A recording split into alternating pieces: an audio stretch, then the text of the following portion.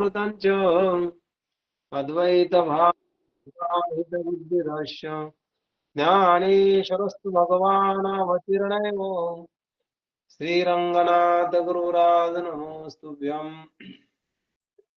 जो आनंद सत्य प्रकाश विभुआने आधार नाम रूपास बुद्धिदाने आणि न जाणे इत्यास तो अपार शुद्ध परमात्मा मीच्यासी माझे अपार स्वरूप समुद्रावरती जणू तरंग ब्रह्मा विष्णू महेश गणपती सूर्य चंद्र वरुण यम मिरवती देवी कुबेर तैसेची जो सर्व ज्ञान दया घन मुनी हृदय ज्याचे करीती ध्यान त्याची बुद्धी उपाधी करण मिथ्या भान माझी होतशी ज्याच्या ज्ञाने भाषे जगतम जसा दोरीवरी सर्प दिसता परे दोरी ठाई सर्पना जगतम ते स्वतंत्र आणि स्वयं ब्रह्म मीच्यासी पुण्य पुरुष सदैव निष्काम बोध प्राप्ती कारणे भलावा राम तो विचार आत्माप्त काम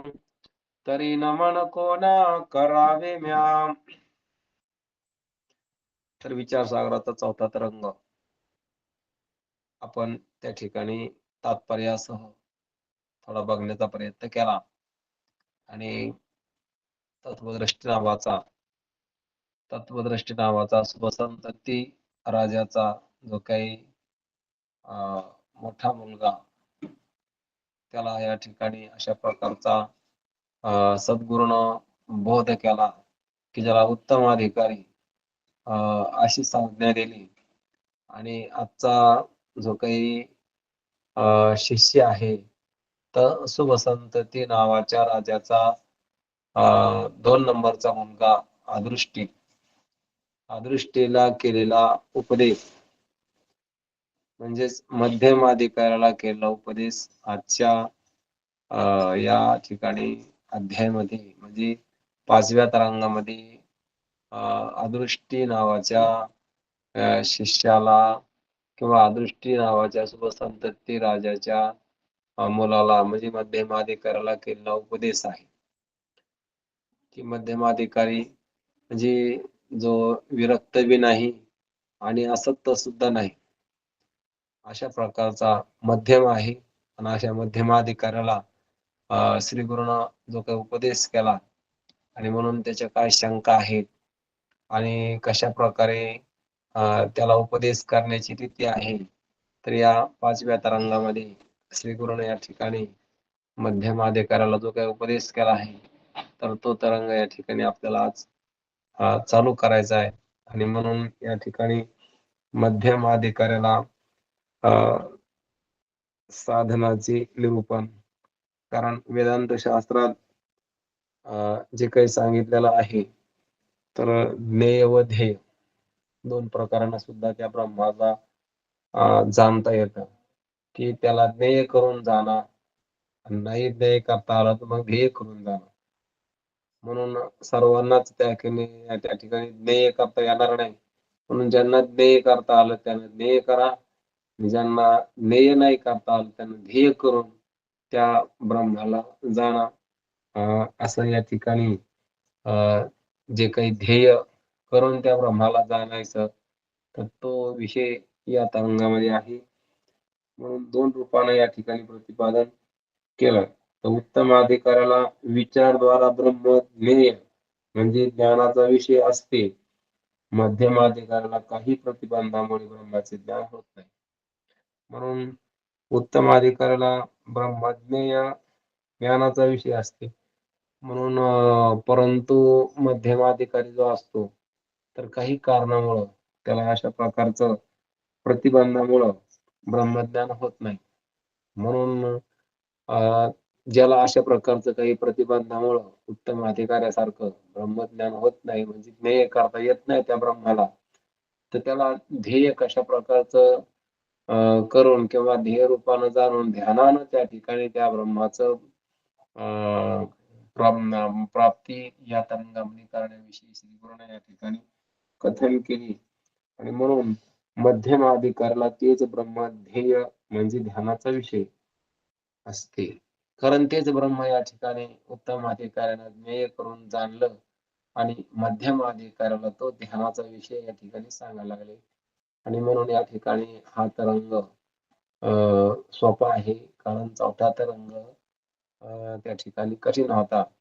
त्याच्यामध्ये शास्त्र होतं आणि हा तरंग ध्येय करून त्या ठिकाणी आपल्याला श्री गुरु सांगणार आहेत अदृष्टीला निमित्त घालून. म्हणून या ठिकाणी आता कशा प्रकारचं ध्येय करायचं, कारण ज्यांना या ठिकाणी त्या ब्रह्माला प्रत्यक्ष जाणता आलं नाही किंवा ब्रह्माचं ज्ञान ज्यांना ज्ञेय करून झालं नाही, तर असा जो काही अदृष्टी आहे, तर त्याला पुन्हा या ठिकाणी शंका उपस्थित झाली. आता जो काही तत्वदृष्टी आहे, तर तो कृतार्थ झाला. कारण ते सुद्धा या ठिकाणी ते बरोबरच आले होते तत्वदृष्टी, अदृष्टी आणि तर्कदृष्टी. म्हणून अ, पुढे 6व्या तरंगामध्ये तर्कदृष्टीला उपदेश करणार आहे आणि तर्कदृष्टीनं खूप अशा प्रकारचं शास्त्र, अनेक प्रकारचे ग्रंथ पाहिलेले आहेत. म्हणून त्याला खूपच शंका आहेत. खूप शंकाखोर त्या ठिकाणी असतो आणि म्हणून त्याला 6व्या तरंगामध्ये श्री गुरु उपदेश करणार आहे. आणि आता ह्या मध्यम अधिकाराला जे काही उपदेश करण्याची पद्धती आहे, ज्याला त्या ब्रह्माला ध्येय नाही करता आलं, पण ध्येय करून या ठिकाणी जाणलं. तर म्हणून असा ह्या ठिकाणी उपदेशाचा प्रकार या तरंगामध्ये आलेला आहे, की ज्ञेय असो का ध्येय असो, परंतु त्याचे स्वरूप समजलेच पाहिजे. कारण काहीतरी करून त्या ब्रह्माला आपण जाणलेच पाहिजे. कारण ज्ञेय करून जाणार, ध्येय करून जाणार, परंतु त्याला आपण जाणलेच पाहिजे. जसं एखाद्या गावाला जायचं असलं, मग एसटीने जा, एखाद्या जीपनं जा, परंतु जायचं म्हणल्यावर त्या ठिकाणी अवश्य असतं. तशा प्रकारचे आपल्याला त्या ब्रह्माचं स्वरूप लक्षात घ्यायचं. मग आता ज्ञेय करून घ्या किंवा ध्येय करून घ्या. म्हणून श्रीकृष्ण दोन्ही पण या ठिकाणी रूपानं सांगितलं. म्हणून 4थ्या तरंगामध्ये ज्ञेय करून सांगितलं आणि म्हणून शास्त्र 4थ्या तरंगात आलेलं आहे आणि खूप प्रक्रियानं त्या ठिकाणी ब्रह्माचं प्रतिपादन करून साक्षात त्या ठिकाणी जसं शेवटला आपण बघितलं, की दशम तो आहे, 10वा तो आहे. अशा प्रकारचं ब्रह्माचं प्रत्यक्ष ज्ञान त्या ठिकाणी कसं होतं आणि हे सुद्धा या ठिकाणी सांगून तो शिष्य अशा प्रकारचा कृतार्थ होऊन त्यानं सद्गुरूच्या पायावर मस्तक ठेवलं आणि जसं 10व्याचं ज्ञान प्रत्यक्ष झालं, की 10वा तू आहे.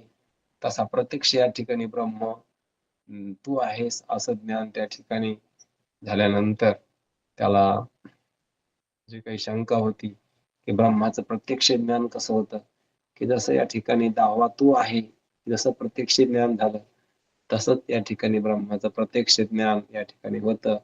ही या ठिकाणी सर्व काही शिष्याच्या शंकाचं समाधान या ठिकाणी केलेलं आहे. आणि म्हणून आता आपला या विषयामध्ये आता ध्येय करून म्हणून हा पूर्ण तरंग त्या 2 नंबरचा जो काही अदृष्टी त्याला ध्येय करून सांगण्यात आलेला आहे. म्हणून आता अ, ध्येय असो, अगर ज्ञेय असो, पण ते समजलंच पाहिजे. म्हणून स्वरूप जर माहीत नसलं, तर ध्याता ध्यान तरी कसले करणार? म्हणून उपासनेच्या प्रकरणात तुकोबारायाने सांगितलेलं आहे. आपण बघतो, पावावया उपासना ब्रह्मस्थानी प्रस्थान. कारण सर्व प्रकारचं या ठिकाणी उपासना असो, काही असो, परंतु त्याला जाणल्याशिवाय उपासना सुद्धा होत नाही. म्हणून या ठिकाणी असे म्हटले, म्हणून प्रथम उपास्य स्वरूप करणे आवश्यक आहे. म्हणून या ठिकाणी उपास्य स्वरूप म्हणजे जो काही ईश्वर आहे, तर तो कळणं अवश्य आहे. म्हणून मागच्या तरंगात सच्चिदानंद स्वरूप निर्विकार, असंग, अद्वितीय असे ब्रह्मच असल्याचे सांगितले. कारण सच्चिदानंद कोण आहे? तर ब्रह्मच आहे. निर्विकार कोण आहे? कारण सतरूपानं, चित्रूपानं, आनंदरूपानं आणि ज्याच्या ठिकाणी विकारच नाही, असा निर्विकार, असंग, ज्याला कोणता संग नाही, किंवा त्याच्याशिवाय दुसरं कोणी नाही तेच आहे. अशा प्रकारचं फक्त ब्रह्म आहे म्हणजे अद्वितीय आहे. ज्याला दुसरं नाहीच, त्याच्या ठिकाणी दुसरं अशा प्रकारचं द्वैतच नाही. आणि असं जर कोणी असेल तर ते ब्रह्म आहे. आणि त्या ब्रह्माविषयी जे काही आपण मागच्या तरंगात बघितलं, असं ऐकून त्या आदृष्टी नावाच्या शिष्याला शंका आली. कारण तिघं पण ऐकायला बसले आणि हे दोघं ऐकत होते. आणि हा प्रथम जो काही तत्वदृष्टी तो शंका मध्ये मध्ये विचारून त्यानं त्या ठिकाणी उत्तम अधिकारी असल्यामुळं कानावचनाचे भेटी सरसीची पै किरीटी वस्तू ओनी उठी कवनो विकुजो, की तुका म्हणे कानी ऐकले जे मात तोची झाला घात जीवपणा. कानानं ऐकल्याबरोबर त्या ठिकाणी ज्ञान होतं. अशा प्रकारचा उत्तम अधिकाऱ्याचा अधिकार असतो. म्हणून हे सुद्धा दोघं ऐकायला होते, तर्कदृष्टी आणि अदृष्टी. परंतु तत्वदृष्टीला बोध झाला आणि तो कृतार्थ झाला.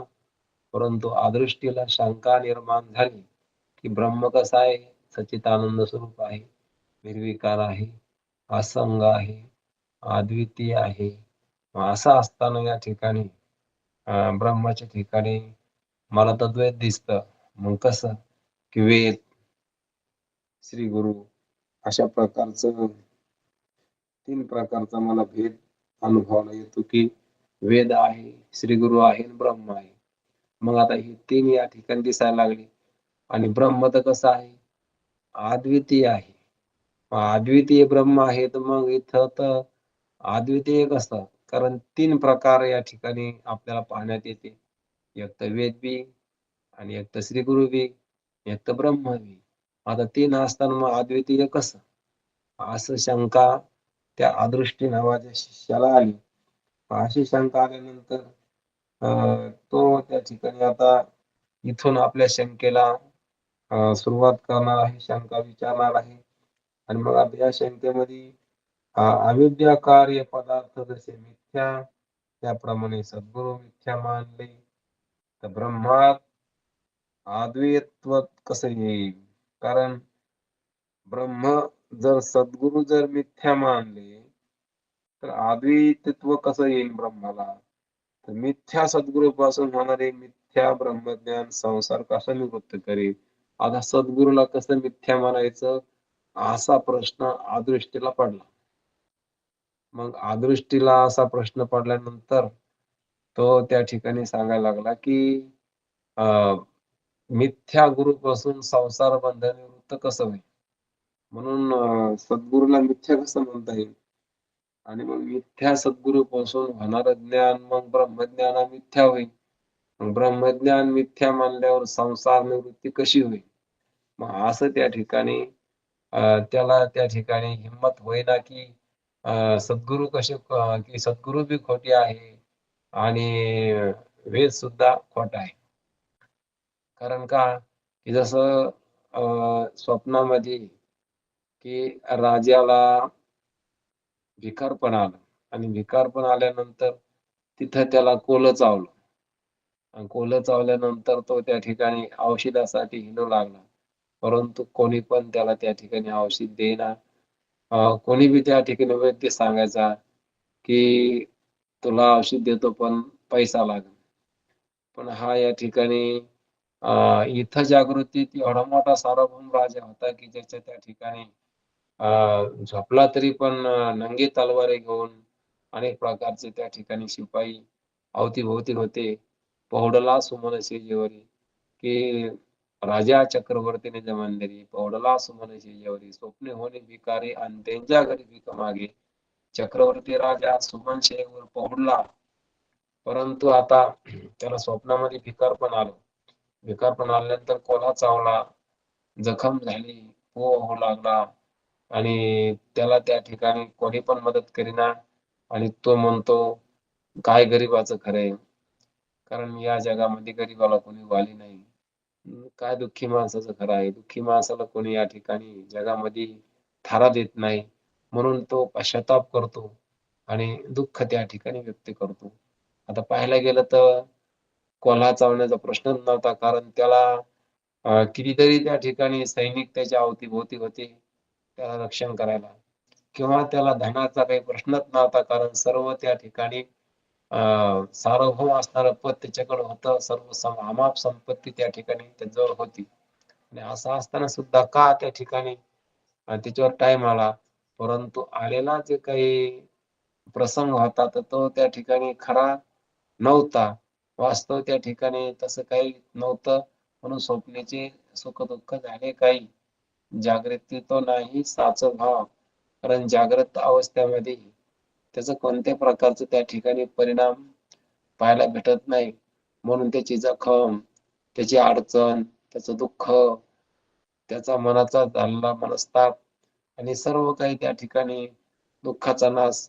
एकदम त्या ठिकाणी एकच इलाज आहे, जागं होणं. जागं झाल्यावर सर्व त्या ठिकाणी दुःखाचा एकदाच त्या ठिकाणी नाश होतो. मग तशा प्रकारचं जीवाला अनेक प्रकारचे आध्यात्मिक, आधी भौतिक, आधी दैविक अनेक प्रकारचे दुःख या 3 तापाच्या निमित्तानं पुढे आहेत. कारण अनेक प्रकारच्या दुःखाचा समावेश या 3 तापामध्ये झालेला आहे. म्हणून ह्या 3 तापाची निवृत्ती, त्रिविध तापाची झालीच बोळवणं देखील चरण वैष्णवांचे. की तिन्ही तापाची बोळवण होत असती आणि ते दुःख या ठिकाणी निवृत्त करण्यासाठी संतांच्या ठिकाणी आपण आल्यानंतर ते आपल्याला सांगते की तू ज्याला मी म्हणायला लागला किंवा माझं म्हणायला लागला, खरं म्हणायला लागला, तर ते तू नाही, ते तुझं नाही आणि तू त्याचा नाही. तुझा आणि त्याचा काही संबंध नाही. वास्तविक या ठिकाणी हे सर्व तुझ्या भोवती दिसायला लागलं, ही तुझीच त्या ठिकाणी मनानं केलेली कल्पना आहे. मनानं त्याचा आकार धरला तेव्हा त्या वस्तू त्या ठिकाणी आहेत. कारण ह्या ज्या वस्तू दिसायला लागल्यात त्या मनानं आकार धरल्यामुळं आहेत. हे आपण मागच्या तरंगात बघितलं, की याला वास्तविक ह्या वस्तू म्हणजे हे त्या आकाराचं मनच झालेलं आहे. मग त्या वस्तू नाही तर हे आपलं मनच आहे. म्हणून लक्षात घ्यायचं आपल्याला, की अशा प्रकारचं जे काही द्वैत दिसायला लागलं किंवा दुःख दिसायला लागलं, तर ते जसं स्वप्नामध्ये त्या झोप लागल्यामुळे त्या ठिकाणी त्या राजाला सुद्धा दुःख सार्वभौम राजाला दुःखाचा काही प्रश्नच नव्हता. पण तरी पण त्या ठिकाणी त्या झोपीनं काय केलं, की त्याला एवढं मोठं दुःखाचं स्वप्न दाखवलं. तशा प्रकारची ही अज्ञान, अविद्या, माया ही अशा प्रकारचं हे अ, जन्म मरणाचं स्वप्न या ठिकाणी ही जीवाला दाखवायला लागली. आणि ह्या स्वप्नातून, ह्या झोपेतून जागे करणारे जे काही संत असते, तर तेच या ठिकाणी मग जसं त्या राजाला तिथं मग एक ऋषी भेटला आणि मग त्या साधूनं त्या ऋषीनं त्या ठिकाणी मग त्याला दवा दिली. दवा दिल्यानंतर मग अ, त्याला मनाला थोडं समाधान झालं, की या बी जगामध्ये काहीतरी लोक चांगले आहेत. आपण म्हणतो जगात कोणीच या ठिकाणी सगळे स्वार्थी आहे, सगळे त्या ठिकाणी अ, लबाड आहे किंवा कोणी कोणावर प्रेम करणारे नाही, निष्ठुर आहेत. पण तरी पण या जगामध्ये काही ना काहीतरी कुठं कुठं लोक त्या ठिकाणी कृपाळू सुद्धा आहेत. मग तिथल्या साधूनं दवा दिली, पैसे नाही घेता ती जखम दुरुस्त झाली आणि राजाला खूप बरं वाटलं. नंतर जाग आली. मग त्या ठिकाणी जागा झाल्यानंतर मग तिथली जखम खरी नव्हती. मग तिथली जखम खरी नव्हती आणि तिथलं दारिद्र्य खरं नव्हतं. तिथला रोग खरा नव्हता, तिथल्या वेदना खऱ्या नव्हत्या आणि तिथे उपहास करणारे लोक सुद्धा खरे नव्हते आणि तिथला ते साधूनं जे काही याला दवा देऊन दुरुस्त केलं, तो साधू सुद्धा खरा नव्हता. म्हणून तिथलं त्या ठिकाणी दुःख खरं नाही आणि दुःखाला शमिणारा किंवा दुःखात त्या ठिकाणी दवा पाणी देणारा ते जे काही साधू होता ते सुद्धा खरा नाही. तसे या ठिकाणी हा संसार खरा नाही आणि याच्यातून जे काही आपल्याला पार पाडणारं वेद आणि श्री गुरु हे सुद्धा खोटेच आहेत. कारण खोट्या संसार निवृत्तीसाठी खोटेच सद्गुरू आणि शास्त्र या ठिकाणी आहे. वास्तविक सर्व काही ब्रह्मच आहे.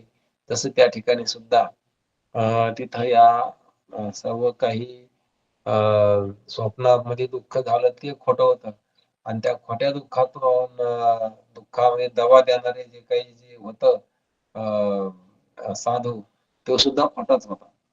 मग तशा प्रकारचे या ठिकाणी वास्तव तोच त्या रूपाने होता, तसं वास्तव या ठिकाणी सर्व काही ब्रह्मच आहे. आणि अशी प्रतीती या ठिकाणी ज्ञानीपुरुषाला होत असते. म्हणून ही जी काही शिष्याला द्वैताबद्दल शंका आली, की मग सद्गुरू या ठिकाणी वेद, सद्गुरू आणि ब्रह्म, मग हे तीन व्हायला लागले. मग हे तीन या ठिकाणी म्हणल्यानंतर मग ब्रह्माला अद्वैतित्व कसं, कारण अद्वैत कसं म्हणता येईल त्याला. मग अशा प्रकारची शंका घेऊन, कारण त्यानं या ठिकाणी तत्वदृष्टीला उपदेश करताना ऐकीत होता, पण ऐकताना तो त्यांनीच ते ऐकूनच घेतलं आणि तत्वदृष्टीनं त्या ठिकाणी आपल्या शंका विचारून समाधान करून घेतलं. समाधान त्याचं झालं, परंतु याच्या मनात जी काही शंका राहिली, की ब्रह्माला अद्वैतत्व कसं, कारण का, तर तीन झाले इथं, एक सद्गुरू, वेद आणि ब्रह्म, मग तीन असताना अद्वैत कसं म्हणता येईल, अशी शंका मनात घेऊन या ठिकाणी आता इथून ह्या शंकेपासून यानं आता या ठिकाणी विचारायला सुरुवात केली आहे. म्हणून वेद मिथ्या मानले तर ब्रह्मास अद्वैतत्व येईल, परंतु मिथ्या सद्गुरू पासून होणारे मिथ्या ब्रह्मज्ञान संसार कसा निवृत्त करेल. कारण तो सुद्धा हुशार असतो. ते म्हणतो ठीक आहे, वेद आणि गुरु जर मिथ्या मानले ना, की ब्रह्म कसं होईल अद्वैतित्व, कारण ब्रह्माच्या ठिकाणी द्वैत नाही आता वेद आणि गुरु मिथ्या मानल्यानंतर. परंतु मिथ्या वेद गुरु पासून संसार निवृत्ती कशी होईल, ही मनात शंका आहे त्याच्या. कारण मग संसार निवृत्ती करण्यासाठी वेद गुरु सुद्धा कसे पाहिजेत, मिथ्या असून कसे जमते, कारण संसार निवृत्त करायचं म्हणल्यावर तर मिथ्या सद्गुरूपासून संसार निवृत्ती कशी होईल, अशी शंका. वास्तविक त्याला वाटतं की हा संसार निवृत्त करायचा म्हणजे याला सद्गुरू वेद सुद्धा सत्य पाहिजे. जसं आपण दृष्टांत घेतला की स्वप्नामधल्या त्या राजाला दुःख झालं, तर तिथले उपहास करणारे, निंदा करणारे किंवा त्याला त्या ठिकाणी मदत नाही करणारे लोक मिथ्या होते आणि त्याला दवा देऊन त्या ठिकाणी बरं करणारे तो सुद्धा, तिथला साधू सुद्धा मिथ्याच होता. तशा प्रकारचे संसार मिथ्या आहे आणि ह्या संसारातून पार पाडणारे वेदगुरु सुद्धा या ठिकाणी मिथ्या आहेत.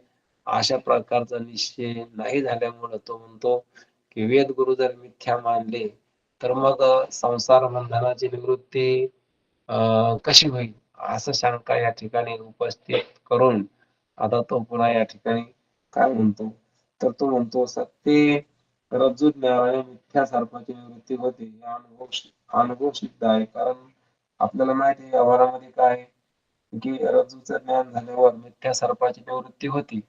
कारण मिथ्या सर्पाची निवृत्ती व्हायसाठी रज्जूचं ज्ञान व्हावं लागतं आणि रज्जूचं ज्ञान जोपर्यंत होत नाही तोपर्यंत मिथ्या संसार निवृत्ती किंवा रज्जूचं ज्ञान होत नाही तोपर्यंत मिथ्या सर्पाची निवृत्ती होत नाही. मग हे जसं व्यवहारामध्ये आहे, म्हणून मिथ्या सर्पाचं ज्ञान निवृत्त व्हायसाठी रज्जू कळायलाच पाहिजे. रज्जू नाही कळाल्यामुळेच मिथ्या सर्प दिसला आणि मिथ्या सर्प त्या ठिकाणी खरा वाटला आणि मनात दुःख झालं. म्हणून दुःख नाही पाहिजे तर सर्प नाही खरा वाटला पाहिजे. सर्प नाही असं ठरायसाठी रज्जू कळायला पाहिजे. म्हणून आपल्या लक्षात घ्यायचं की रज्जूच्या ज्ञानाने मिथ्या सर्पाची काय होती, निवृत्ती होती आणि हे जसं व्यवहारामध्ये आहे. म्हणून सद्गुरु वेदांस मिथ्या मानून त्यापासून संसार निवृत्त होतो. असे म्हणावे तर मिथ्या मृगजळाने तृष्णेची निवृत्ती झाली पाहिजे.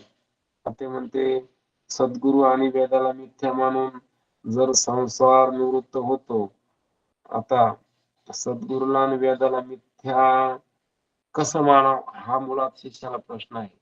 कारण त्याचं म्हणणं एवढंच आहे की मिथ्या जर सद्गुरू आणि वेद म्हणाव तर मग संसार निवृत्ती कशी होईल, असं त्या ठिकाणी मनामध्ये घेऊन तो बोलतो की तो म्हणतो सद्गुरू आणि मिथ्या, सद्गुरू वेदात जर मिथ्या मानून त्यापासून संसार निवृत्ती होतो असं म्हणावं तर काय होतं की मृग जळाण्याच्या तृष्णेने निवृत्ती झाली पाहिजे.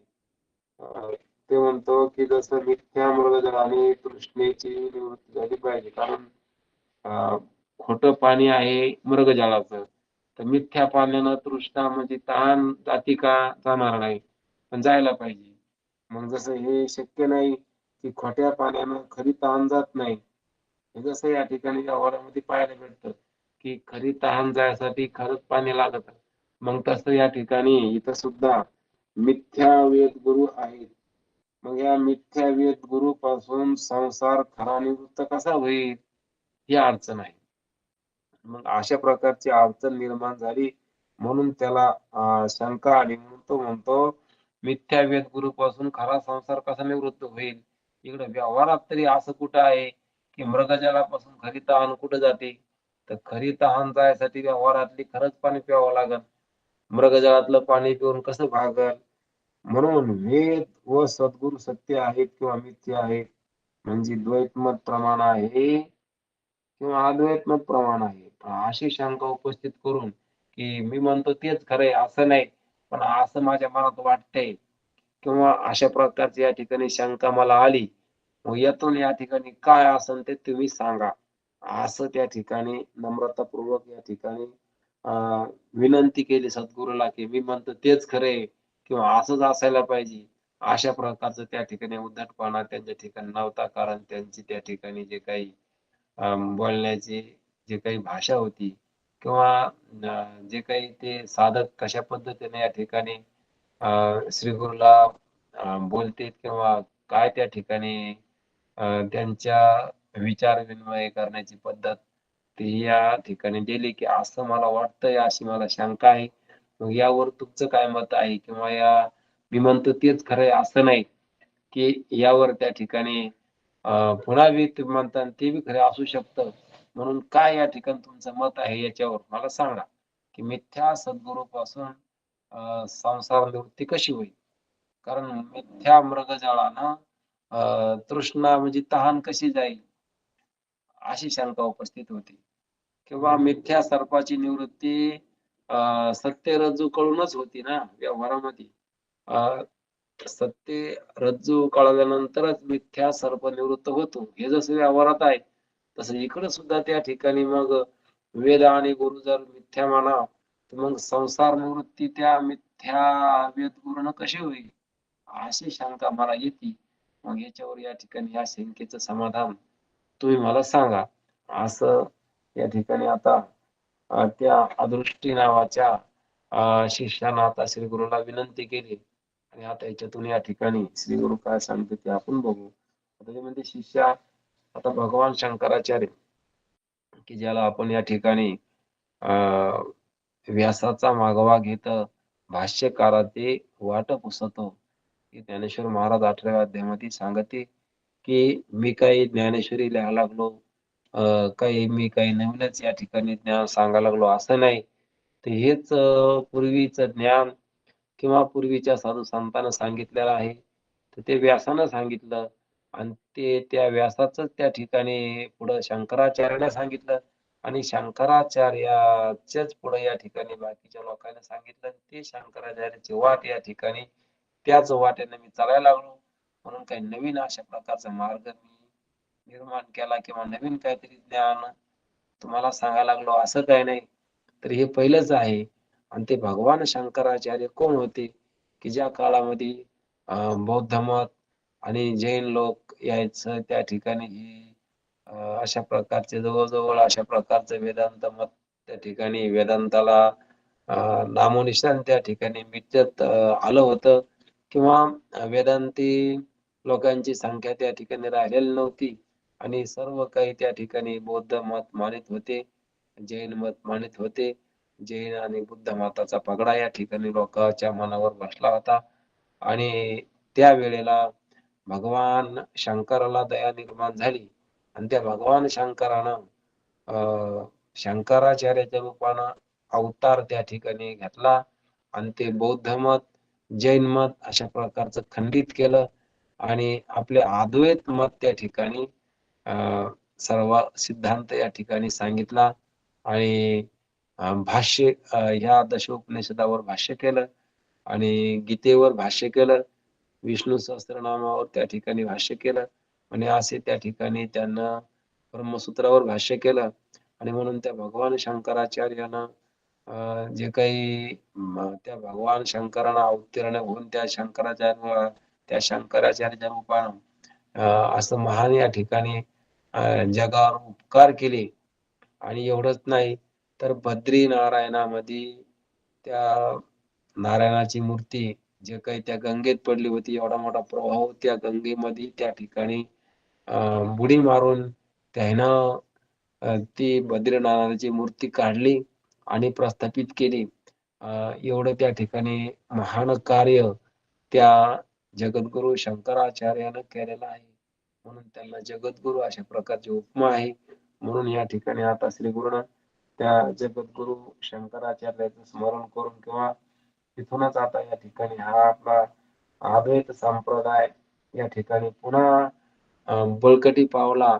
आणि जे काही द्वैत मतवादी होते, कोण तर बौद्ध, जैन आणि यांचा जो काही पगडा या लोकांच्या मनावर बसला होता, किंवा जे काही नास्तिकवादी होते, की नास्तिकवादी हे 4 प्रकारचे हे गुरु, की रामानुजाचार्य, मध्वाचार्य, निंबार्क, वल्लभाचार्य हे या ठिकाणी नास्तिक. कारण नास्तिक त्याला म्हणायचं की वेद बाह्यलंड बोले तो पाखंड त्याचे काळे तोंड जनामध्ये. तुकाराम महाराज म्हणले वेद बाह्य आहे ना, तर त्याचं आम्ही तोंड पाहणार नाही. कारण वेदाला न मानणारे त्यांना नास्तिक म्हणलं गेलं. कारण देवाला नाही मानलं तरी बी आम्ही त्याला आस्तिक म्हणू, पण वेदाला जो मानित नाही ना, तो नास्तिक आहे. म्हणून आपण पाहतो आपले 6 शास्त्र जे आहेत ते आस्तिक आहेत. यातले काही शास्त्र वेदाला मानित नाहीत. आणि वेदाला मानित नाही तरी पण त्या ठिकाणी त्याला काही शास्त्र याच्यातले ईश्वराला मानित नाही. पण तरी सुद्धा याला आस्तिक का म्हणलं, तर ते वेदाला मानतात. वेदाला मानल्यामुळं त्यांना आस्तिक म्हणलं आणि जो वेदाला मानित नाही तर त्याला नास्तिक म्हणलं. म्हणून असे काही शास्त्र सुद्धा नास्तिक आहेत. म्हणून आपले हे 6 शास्त्र जे आहेत, चौवेद ज्ञानशाही शास्त्री कारण 18 पुराण हर्षी गाती. म्हणून हे 6 शास्त्र आस्तिक का, तर हे वेदाला प्रमाण मानते म्हणून यांना आस्तिक म्हणलं. आणि हे जे मध्वाचार्य, वल्लभाचार्य, निंबार्क, रामानुजाचार्य तर हे नास्तिक मतवादी आहेत. कारण नास्तिक मतवादी का, तर हे वेदाला प्रमाण मानित नाही. म्हणून यांची गणना नास्तिकात केली आहे. आणि हे सर्व काही नास्तिक मतवाद्याचं मत या ठिकाणी बाजूला केलं, यांना बाजूला सारलं आणि अद्वैत मताचा मतच या ठिकाणी प्रस्थापित केलं. आणि हे त्या काळामध्ये भगवान शंकराचार्यानं हे मोठं त्या ठिकाणी कार्य केलं. आणि 32 वर्षच त्या ठिकाणी ते जगले. 32 वर्षाच्या काळामध्ये त्यांना अशा त्या ठिकाणी सर्व काही हे जनमानसामध्ये अशा प्रकारचा जो काही बौद्धाचा जैनाचा प्रचार त्या ठिकाणी झाला होता, तर तो सर्व काही त्या ठिकाणी बाजूला काढून नास्तिक लोकांचं बंड बाजूला काढून आस्तिक मताचा, वेदांत मताचा डंका त्या ठिकाणी सर्वत्र वाजला. आणि हे कार्य त्यांनी अवघ्या 32 वर्षामध्ये आपलं शरीर त्या ठिकाणी परत या पंचभूतामध्ये विलीन केलं. आणि म्हणून याच्यामध्ये शिष्यानं प्रश्न केल्यानंतर श्रीगुरूनं सांगितलं की भगवान शंकराचार्यानं काय केलं, की वेद विरुद्ध जे काही अर्थाचं प्रतिपादन करणारे की त्यांचे तोंड बंद केले आणि आपले अद्वैत मतच या ठिकाणी प्रस्थापित केलं. आणि म्हणून आता शिष्यानं प्रश्न केला, शंकराचार्याचे मत प्रमाण मानण्याविषयी आधार काय? कारण काय आधार आहे तर तुम्ही शंकराचार्याचे मत प्रमाण मानता? पण असा जो काही प्रश्न केला, तर श्री गुरुनं सांगितलं की भगवान व्यासाने पुराणात सांगितलं होतं की भगवान व्यासाने जे काही 18 पुराण केले, तर त्या पुराणात सांगितलं होतं की आणि काही काळानंतर या कलियुगामध्ये वेदाचे लोक अर्थ करतील वेगवेगळे. आणि अर्थ केल्यानंतर त्या ठिकाणी वेदांचा वेगळाच अर्थ करतील. आणि त्या वेदाच्या त्या अर्थ दुरुस्त करण्यासाठी, कारण जनमानसामध्ये वेदाचा त्या ठिकाणी नास्तिकवाद्यानं विपरीत अर्थ केल्यामुळं तो पुन्हा जनमानसामध्ये अद्वैत मत प्रस्थापित करण्यासाठी भगवान शंकरच शंकराचार्याच्या रूपानं अवतीर्ण होऊन भक्तांचं कल्याण करीन असं व्यासानं अगोदर लिहून ठेवलं होतं आणि हे पुराणामध्ये आहे. आणि त्याच्यानंतर मग कलियुगामध्ये या ठिकाणी भगवान शंकराचार्य अवतीर्ण झाले आणि हे त्यांचं जे काही अवतीर्ण होण्याचं पूर्वीच व्यासानं पुराणामध्ये लिहून ठेवलं होतं आणि अशा प्रकारचं या ठिकाणी हा आधार आहे असं शिष्यानं विचारल्यानंतर श्री गुरुनं सांगितलं की हा पुराणामधला आधार आहे, कारण पुराणामध्ये अगोदरच या ठिकाणी लिहून ठेवलं होतं की भगवान शंकराचार्य कलियुगात अवतीर्ण होणार आहे.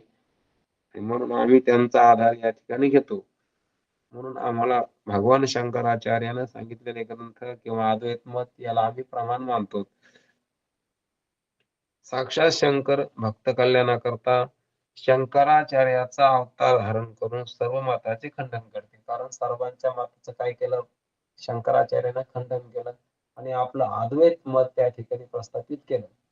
म्हणून हे जे पूर्वीच या ठिकाणी व्यासांना पुराणामध्ये लिहून ठेवलं होतं आणि म्हणून या ठिकाणी आम्ही भगवान शंकराचार्याच्या मताला प्रमाण मानतो, ग्राह्य मानतो.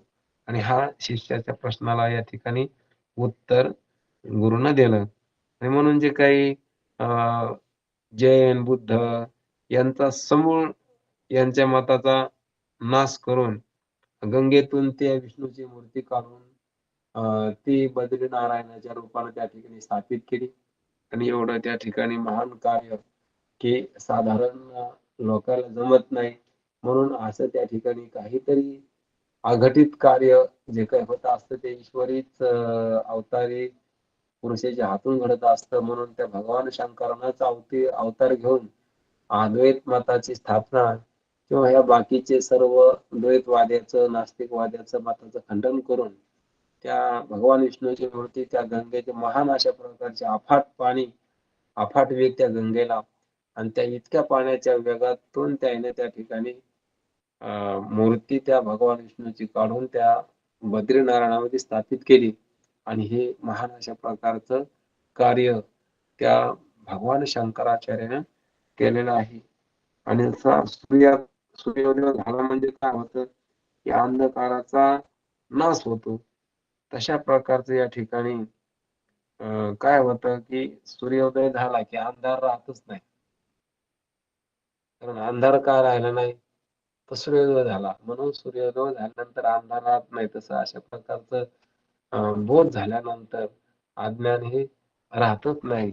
जसं या ठिकाणी त्याप्रमाणे वेदार्थाचे ज्ञान शंकराचार्याच्या व्याख्यानाने होईल. पण आता हे शंकराचार्याचे व्याख्यान आहे आणि हे सर्व ज्ञान या ठिकाणी व्यासाच्या मुखातून आलं. म्हणून व्यासोच्छिष्ट जगत सर्वम म्हणून सर्व या ठिकाणी ज्ञान हे व्यासाचं उष्ट आहे आणि त्या व्यासाच्या त्या ठिकाणी ब्रह्मसूत्रावर उपनिषदावरच या आचार्यानं शंकराचार्यानं भाष्य केलं आणि परत त्या ठिकाणी आपल्याला सुधारित आवृत्ती आपल्या हातामध्ये दिली. म्हणून या ठिकाणी त्या शंकराचार्याच्या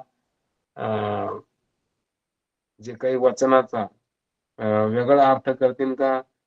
तर ते धूर्त आहेत. कारण म्हणून त्यांच्या मतानं त्यांचं जे मत आहे तेच वेदांत मत आहे किंवा वेदांत मत म्हणजे किंवा शंकराचार्याचं मत अशा प्रकारचं ग्राह्य मानलं जातं. म्हणून त्या भगवान शंकराचार्याहून वेदांत मत दुसरं आहे असं जे कोणी अर्थ करतील तर ते धूर्त आहेत. याप्रमाणे पुराण वचन आणि असं त्या ठिकाणी आम्ही म्हणत नाही, असं पुराणामध्ये व्यासानं लिहिलेलं आहे की शंकराचार्य जे काही अर्थ करतील तर तोच अर्थ योग्य आहे किंवा शंकराचार्य जे काही अद्वैत मत त्या ठिकाणी सांगतील तेच मत योग्य आहे. म्हणून बाकी त्या ठिकाणी सर्व काही मतांतरे खंडित करून त्यांचाच या ठिकाणी योग्य अशा प्रकारचा अर्थ असं पूर्वीच व्यासानं या ठिकाणी पुराणात सांगितलेलं आहे. म्हणून या ठिकाणी आम्ही भगवान शंकराचार्याचं मत ग्राह्य मानतो आणि म्हणून त्या मतानुसार या ठिकाणी आम्ही चालवतो. म्हणून पुढे गेले त्यांचा शोधित मार्ग चला जाऊ लाग घेता आम्ही बंधू चरणाराज शिव उष्टावळी. कारण आम्ही जे पुढे गेले का त्यांच्या मागे चालू किंवा हरिपाठात सांगितले की संतांची संगती मनोमार्ग गती अकळावा श्रीपती हिने पंथी म्हणून आम्हाला ते प्रमाण आहेत, आम्ही त्यांच्या मागच चालू असं ज्ञानोबा सुद्धा या ठिकाणी सांगत आहेत. म्हणून आता पुराण वचन असं पुराण वचन आहे.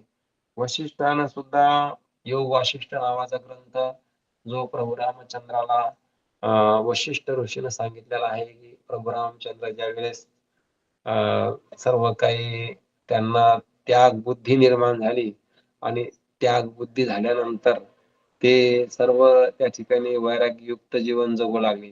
त्यांना चांगलं खाणं आवडणार, त्यांना हे राजवैभव आवडणार, त्यांना मान सन्मान आवडणार, त्यांना कोणत्या प्रकारचा विषय भोग आवडणार आणि एकांतवासात ध्यानस्थ होऊन बसायचे. आणि अशा काळामध्ये त्या वशिष्ठ ऋषींना जो काही बोध केला, कारण वशिष्ठ ऋषी एक गुरु होते आणि तितक्या काळामध्ये विश्वामित्र ऋषी रामाला नेण्यासाठी आले की राक्षस लोक त्या ठिकाणी त्यांच्या यज्ञामध्ये विघ्न करीत होते आणि एवढ्या काळामध्ये त्या ठिकाणी रामचंद्र प्रभूची स्थिती या ठिकाणी जाणून घेतली तर विश्वामित्राला वेगळीच वाटली. म्हणून आता रामचंद्र प्रभू त्यांच्या दर्शनासाठी आल्यानंतर त्यांच्या पुढं त्या विश्वामित्रानं विचारल्यानंतर रामानं सांगितलं होतं की या ठिकाणी मला या संसारामध्ये सुख नावाची वस्तू दिसत नाही, मला म्हणून त्याने संसाराची खूप निंदा केली. संसार हा दुःख रूप आहे, तिन्ही अवस्थेत संसारामध्ये दुःख आहे आणि म्हणून बालावस्थेमध्ये अज्ञानामुळे दुःख आहे, तारुण्यामध्ये कष्ट आहेत म्हणून दुःख आहे आणि वृद्धावस्थेमध्ये जर्जर अवस्था असल्यामुळे दुःख आहे, मृत्यू तर ठेवलाच आहे, जन्मात गर्भात दुःख आहे. अशा प्रकारचं अनंत दुःखाचं अनेक योनीचं त्या ठिकाणी जीवाला करावं लागतं. म्हणून असं दुःखाचं या सांसारिक वस्तूचं वर्णन त्या ठिकाणी करताना दुःखरूप म्हणूनच केलं प्रभू रामचंद्रानं. आणि त्या रामाचं वैराग्य पाहून सर्व काही सिद्ध लोक, स्वर्गातले लोक, मोठमोठे देव लोक सर्वांना त्या ठिकाणी पुष्पवृष्टी केली आणि सर्व त्या ठिकाणी आता त्यांचं त्या ठिकाणी बोलणं ऐकू लागले. आणि मग वशिष्ठ ऋषीला विश्वामित्रानं विनंती केली की तुम्ही यांचे कुलगुरू आहात, तर तुम्हीच यांना उपदेश करा, कारण तुमचा अधिकार आहे आणि म्हणून तुम्ही यांच्या कुळामध्ये परंपरेनुसार पहिल्यापासून उपदेश करीत आलात, म्हणून तुम्हीच या ठिकाणी तुमचा अधिकार आहे, तुम्ही यांना उपदेश करा आणि आम्ही सुद्धा त्या ठिकाणी हा उपदेश ऐकू. म्हणून वशिष्ठानं जे काही ज्ञान सांगितलं प्रभू रामचंद्राला आणि प्रभू रामचंद्रानं सुद्धा त्या ठिकाणी अज्ञानीपणाचं नाटक घेऊन या जगाच्या उद्धारासाठी जे काही अनेक प्रकारचे प्रश्न योग वासिष्ठ नावाच्या खूप अशा प्रकारचा सुंदर ग्रंथ आहे आणि त्याच्यामध्ये प्रभू रामचंद्रानं केलेले प्रश्न आणि वशिष्ठ ऋषीनं त्यांना केलेला बोध अशा प्रकारचं म्हणून या ठिकाणी सुद्धा विषय आला की वासिष्ठ ग्रंथामध्ये सुद्धा सांगितलं आहे की अद्वैत मताप्रमाणे दृष्टी-सृष्टीवाद, आता दृष्टी-सृष्टीवाद सुद्धा सांगितला की दृष्टी-सृष्टीवाद सांगताना जे दिसन ते त्या ठिकाणी आहे. जसं दिसलं म्हणून आहे, काही म्हणून दिसलं असा प्रश्न आहे. कारण सृष्टी म्हणजे होतं म्हणून पाहिलं आणि दृष्टी म्हणजे पाहिलं म्हणून होतं. तसं स्वप्न अगोदर नव्हतं म्हणून आपण जेव्हा पाहिलं तेव्हाच होतं. म्हणून दृष्टी आणि जे एखादी वस्तू त्या ठिकाणी अगोदर असती नंतर आपण पाहिली ती सृष्टी. म्हणून हा दृष्टी-सृष्टीवाद म्हणजे प्रपंच पाहिला तेव्हाच होता, अगोदर तो नव्हता. म्हणून अशा प्रकारचा दृष्टी अनेक युक्तीने प्रतिपादन केला. म्हणून ह्या वासिष्ठ ग्रंथामध्ये वशिष्ठ ऋषीनं दृष्टी प्रतिपादन केलं आणि बऱ्याचपैकी या ठिकाणी दृष्टांत सिद्धांत देऊन ह्या अध्यात्म ज्ञान या ग्रंथामध्ये आलेलं आहे. म्हणून अद्वैत मताप्रमाणे हे आणि हेच अद्वैत मत पुन्हा खंडन खाद्य ग्रंथ सुद्धा सांगितलं. खंडन खाद्य नावाचे ग्रंथ आहे, तर त्यात सुद्धा अशाच प्रकारचं वर्णन आलेलं आहे. हेच या ठिकाणी विषय प्रतिपादन केलाय आणि अनेक प्रकारच्या स्मृतीमध्ये सुद्धा या ठिकाणी आला, स्मृती उपनिषदामध्ये सुद्धा हाच विषय आला की नानात्व पाहतो ना तो मृत्यूपासून पुन्हा मृत्यूला प्राप्त होतो. म्हणून अनेकत्व पाहणारा मृत्यूपासून त्याला मृत्यूच प्राप्त होतो, म्हणजे मृत्यू त्याचा चुकत नाही. असं त्या ठिकाणी अनेकत्व पाहणारा बद्दल सांगितलं.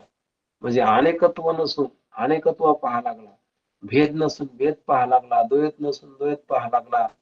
आणि असा भेद पाहणारा, द्वैत पाहणारा मृत्यूपासून त्याला मृत्यू त्या ठिकाणी येत असतो, असं सुद्धा अनेक श्रुतीमधून सांगितलं. आता कठ नावाच्या वल्लीमध्ये सुद्धा हे सांगितलं की द्वैतापासून भय निर्माण होतं. कारण भयाला काय कारण आहे? द्वैत आहे. तुझे जवळ जोडे तो संसार भय वाढे. हे देव आपली तोंडे बोलत असे.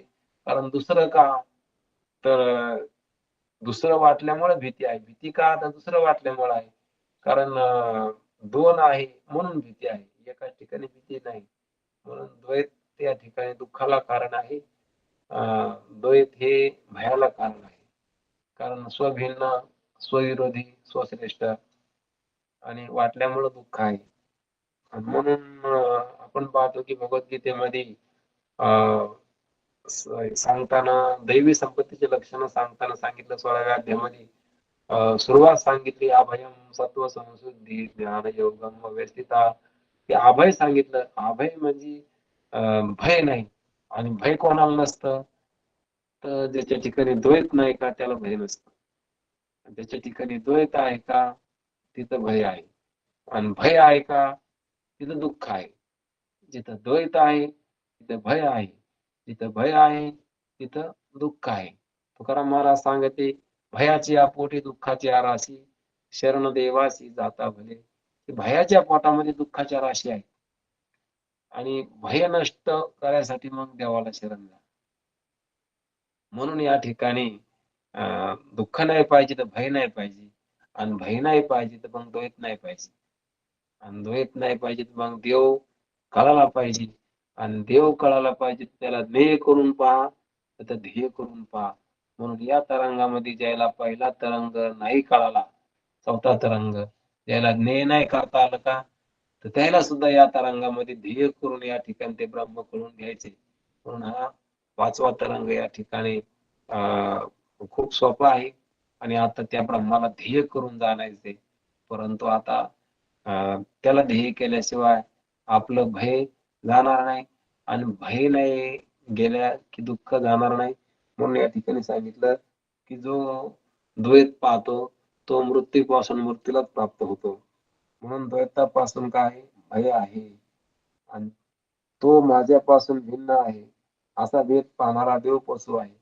आणि जो भेद पाहतो का तो पशु आहे. पशु आहे पण कोणाचा आहे? तर देवाचा पशु आहे. कारण देव त्याला राबिते. कारण कसं? कारण म्हणून त्याला अनेक प्रकारचे व्रत वैकल्ये त्याला करावं लागते. जसं काही सांगितलं की शेतकऱ्यापासून त्याच्या बैलाला दुःख होतं कारण तो त्याच्या बैलाला काय करतो? राबून घेतो. तशा प्रकारचे देव लोक सुद्धा ह्या देवपासून असणारा ह्यो अशा प्रकारचा देवाचा उपासक, देवाचे व्रत वैकल्य करणारा, कष्टी होणारा, देवाची उपासना अनुष्ठान करणारा, तीर्थव्रत करणारा अनेक प्रकारचा हा देव पशु आहे.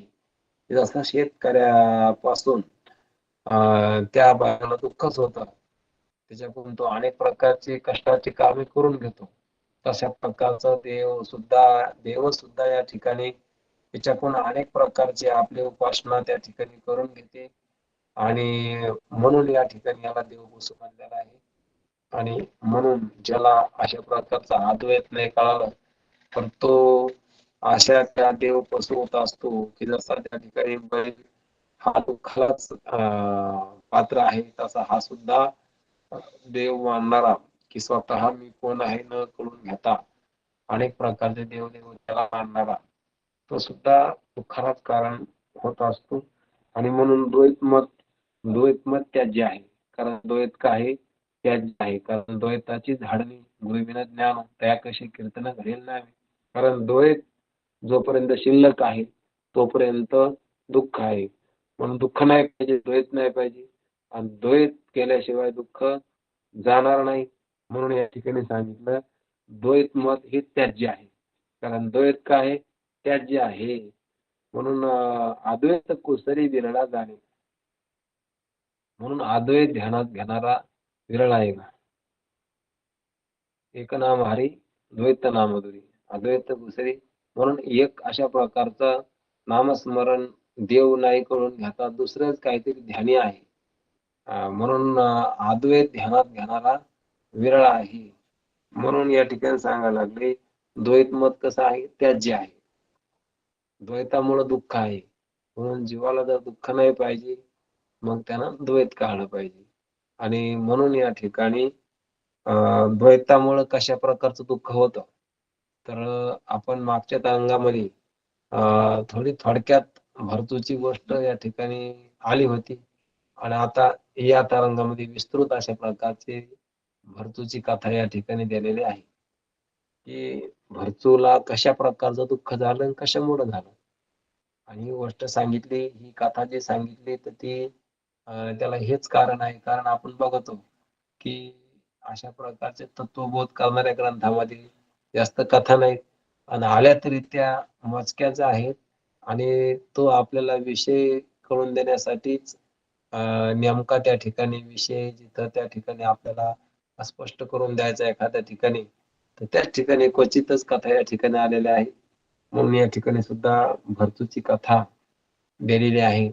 आणि त्याला कारण आहे की द्वैत वाद्यापासून कशा प्रकारचं दुःख होतं याच्यावर या ठिकाणी ही कथा दिली.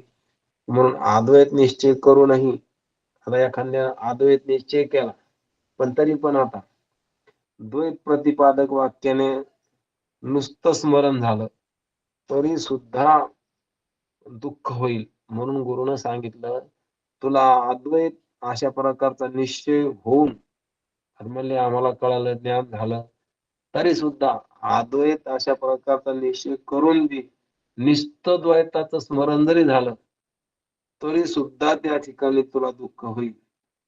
इतकं त्या ठिकाणी द्वैताची बाधा सांगितली. म्हणून द्वैताची झाडणी सांगितली. झाडणी शब्दाचा अर्थ द्वैत राहिलंच नाही पाहिजे. कारण द्वैताचं स्मरण सुद्धा नको. जरी तुला अद्वैत तत्वज्ञान झालं हे आम्हाला मान्य आहे पण तरी सुद्धा अद्वैत तत्वज्ञान होऊन सुद्धा द्वैताचं स्मरण जरी झालं तरी त्या द्वैताचं स्मरण होणं किंवा द्वैतवाद्याची संगती धरणं ही इतकं बाधक आहे. तर त्यांची जर संगती झाली किंवा द्वैताचं स्मरण झालं तरी सुद्धा त्या ठिकाणी पुन्हा इतकं दुःख होतं की त्या राजाला कशा प्रकारचं दुःख झालं याबद्दल त्या ठिकाणी भरतूची कथा आपल्याला बघायची आणि ती आपण उद्या बघू. आपला वेळ झालाय तपासायला होईल. आता विश्वात्मके देवे येणे वागयज्ञ तोषावे तो सोनी मग द्यावे पसाय दान जे खळाची व्यंकटी सांडो तया सत्कर्ती वाढो भूता परस्परे परो मैत्र जीवांचे दुरितांचे तिमिर जावो विश्व स्वधर्म सूर्य पावो जो देवांचे तो देवावो प्राणी वर्षोद सकळ मंगळी विश्वर निष्ठांची मांडयाळी पांडवर्त भूमंडळी भेदसूत्रया होता सदा कल्पतरुची आरो चैतना चिंतामणीचे गावो बोलती जी अर्णव पियुषांचे चंद्रमेघे वांछन मातंडचे तापहीन ते सर्वै सदा सज्जन स्वे किंबहुना सर्व सुखी पूर्ण हो निती लोके वैदो आदिकोटी अखंडी आणि ग्रंथोपजीवे विशेष लोकी दृष्टादृष्टी विजय हे धवने श्री विश्वेश्वराव हा होईल दान पसावो तिने वर ज्ञान देव सुखिया तिने वर ज्ञान देव सुखिया पुंडलिकावली विठ्ठल पंढरनाथ भगवान की जय. ज्ञानेश्वर महाराज जगद्गुरु तुकाराम सर्वांना रामकृष्ण. रामकृष्ण हरी. रामकृष्ण हरी. रामकृष्ण हरी महाराज. नमस्कार महाराज. सर्वजणांना मंडळी. रामकृष्ण हरी महाराज.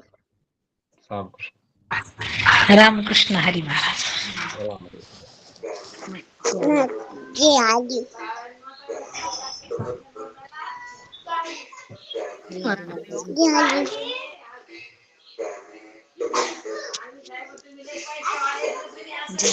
झाली ना झाली झाली झाली झाली झाली आवाज नव्हता आवाज झाली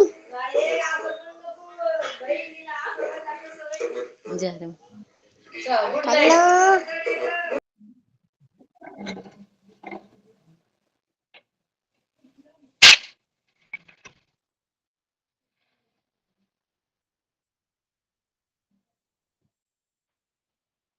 किंवा